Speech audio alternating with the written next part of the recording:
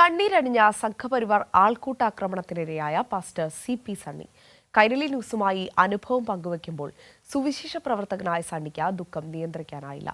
സുവിശേഷ പ്രവർത്തകന് നേരെയുണ്ടായത് സംഘപരിവാർ ഭീകരതയുടെ മറ്റൊരു മുഖമാണെന്ന് മന്ത്രി VN വാസവൻ പ്രതികരിച്ചു.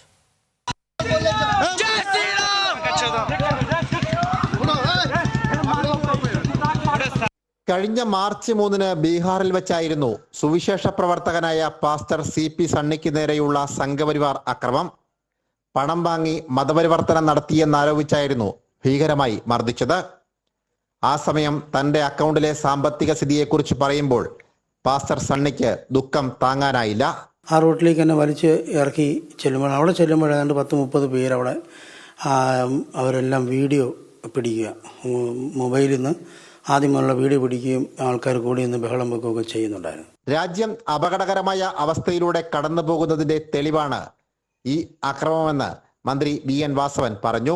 BJPയുടെയും കോൺഗ്രസിന്റെയും സഹായത്തോടുകൂടി ഉത്തരേന്ത്യയിൽ ഇന്ന് സംഘപരിവാർ നടത്തിക്കൊണ്ടിരിക്കുന്ന ഏറ്റവും വർഗീയത സൃഷ്ടിക്കുന്ന ഭീകരാന്തരീക്ഷവുമായിട്ട് വിവിധ മേഖലയിൽ വരുന്നതിൻ്റെ ഏറ്റവും അവസാനത്തെ സൂചനയാണ് KP സണ്ണിക്കെതിരായിട്ടുള്ള ഈ ആക്രമണം.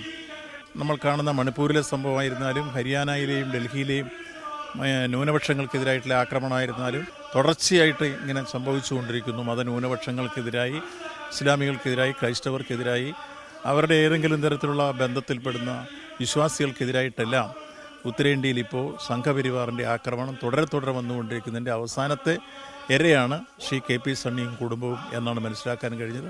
സംഘപരിവാർ ആൾക്കൂട്ട ആക്രമണത്തിൽ ഗുരുതരമായി പരിക്കേറ്റ പാസ്റ്റർ സണ്ണി കോട്ടയം മുട്ടുചിറയിലെ വീട്ടിൽ വിശ്രമത്തിലാണ്. മർദ്ദനത്തിൽ കഴുത്തിന്റെ പിൻഭാഗത്തായിരുന്നു പരുക്ക്. സാംജിത് ആർപ്പൂക്കരയ്ക്കൊപ്പം സനോജ് സുരേന്ദ്രൻ, കൈരളി ന്യൂസ്, കോട്ടയം.